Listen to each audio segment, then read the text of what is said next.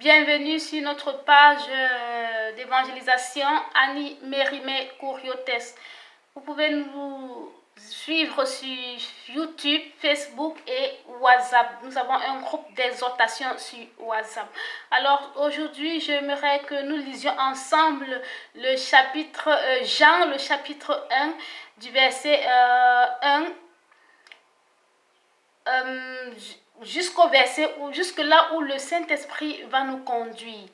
Parce que la parole de Dieu dit, au commencement était la parole de Dieu, la parole était avec Dieu et la parole était Dieu. Alors la parole était Dieu. Elle était au commencement avec Dieu.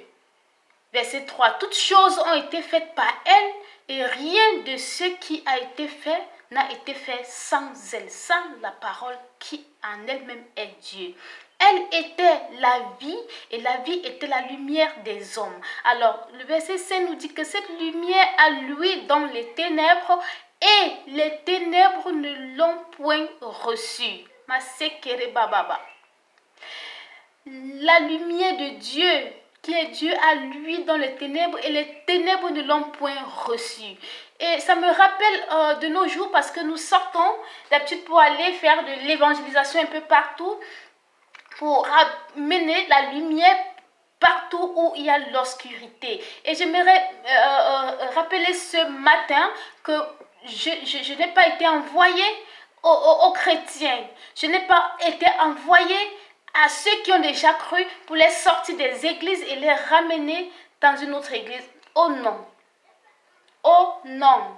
J'ai été envoyée aux païens, comme l'apôtre Paul. J'ai été envoyée à ceux-là qui n'ont pas encore cru. Ceux-là qui continuent, qui persévèrent, qui demeurent dans l'obscurité. Alors c'est pour eux, c'est vers eux que j'ai été envoyée. Alors chaque fois quand je sors pour aller évangéliser, il y en a encore qui refusent de recevoir la lumière, de recevoir la parole de Dieu, de recevoir Dieu qui vient à eux comme la lumière, Dieu qui vient à eux sous forme de sa parole via l'évangélisation.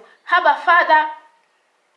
Alors, le verset 6, il y eut un homme envoyé de Dieu, son nom était Jean.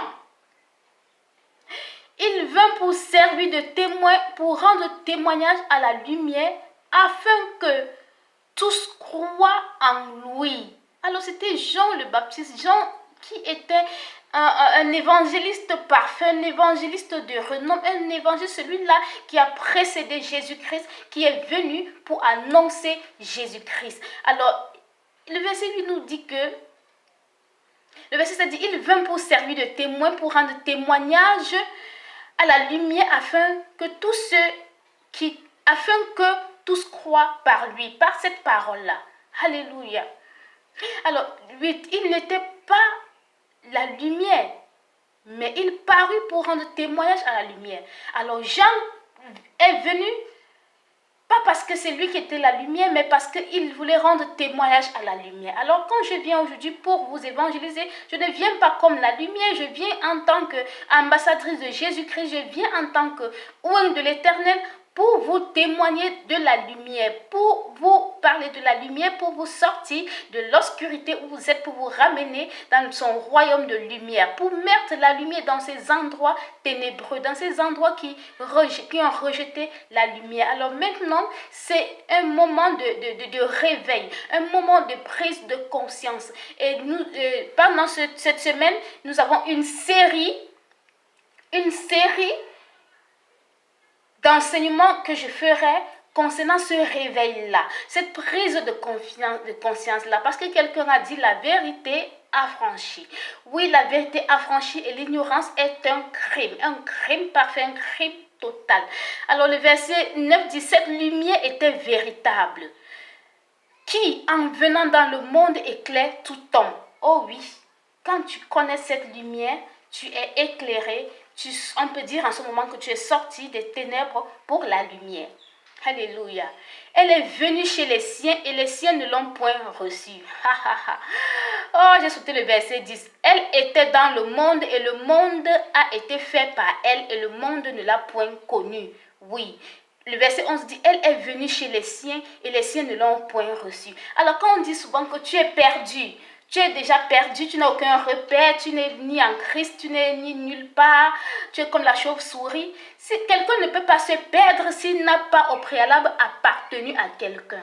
Alors si on dit que vous êtes perdu parce que vous n'êtes pas en Christ Jésus, parce que vous refusez de croire en Christ, ça veut dire c'est parce que vous étiez au préalable des enfants de Dieu, des créatures de Dieu. Alors maintenant, pour revenir à Christ Jésus, il faut accepter Jésus-Christ dans sa vie comme Seigneur et Sauveur.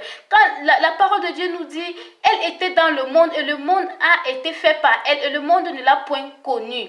Elle est venue chez les siens et les siens ne l'ont point reconnue. Alors c'est votre Père créateur, cette lumière-là qui est Dieu, qui vient vers vous, qui est ses enfants, mais seulement vous ne l'avez point reconnu. Vous refusez même de le reconnaître. Alléluia. Mais à tous ceux qui l'ont reçu, à tous ceux qui ont reconnu cette lumière et qui l'ont reçu, alléluia. Mais à tous ceux qui l'ont reçu, à ceux qui croient en son nom, elle a été donnée le pouvoir de devenir enfant de Dieu. Le pouvoir de devenir enfant de Dieu. Donc vous ne serez plus une simple créature de Dieu que Dieu a créée et qui s'est égarée dans la nature, mais vous avez le pouvoir. Le pouvoir vous a été donné d'être enfant de Dieu, d'être ses enfants d'adoption. Là, nous entrons dans la filiation, dans notre adoption en Christ Jésus. Alléluia. Alors, le pouvoir de devenir enfant de Dieu, lesquels sont nés, verset 13, non du sang, ni de la volonté de la chair, ni de la volonté de l'homme, mais de la volonté de Dieu. Oh oui, mes parents ont désiré des enfants. Ils ont désiré des enfants, mais seulement ils n'ont pas décidé de ma naissance. Ils n'ont pas décidé que c'est moi, Annie, qui allait naître dans leur sein. C'est Dieu qui a décidé que moi, je devais naître dans leur sein. J'aurais pu naître ailleurs. Ils auraient pu avoir d'autres enfants à ma place. Mais Dieu a décidé que c'est moi, Annie, cette personne, avec cette apparence qui naîtra dans le ventre, bien qu'ils aient désiré d'avoir des enfants et qu'ils ont conçu. Mais c'est Dieu qui a décidé. Voilà pourquoi nous disons que nous sommes connus, nous sommes marqués d'avance et nous sommes connus depuis le sein maternel par Dieu. Donc il nous connaît depuis le sein maternel. Alléluia.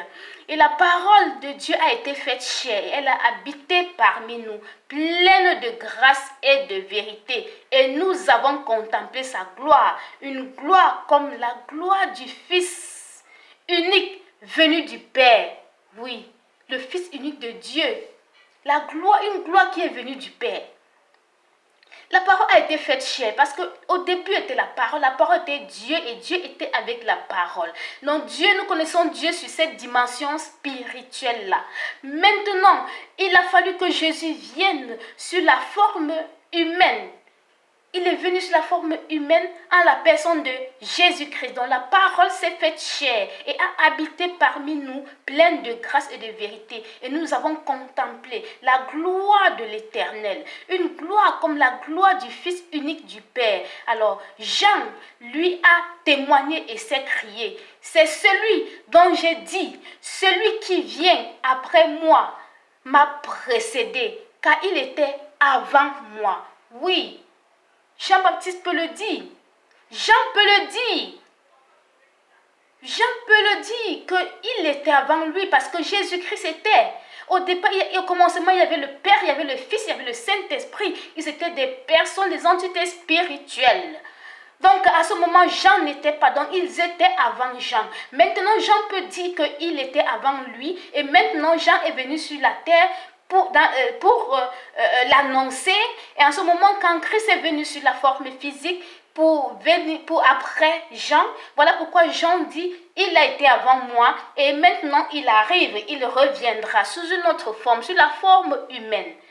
Alors Jean rend témoignage de lui au verset 15, c'est pourquoi il dit, c'est celui dont j'ai dit, celui qui vient après moi, qui m'a précédé, car il était avant moi. Oui, il était avant lui sur la dimension spirituelle. Alléluia. Parce que Dieu a toujours opéré avec le Père, le Fils et le Saint-Esprit ont toujours opéré. Ils sont trois personnes qui sont en un, qui ne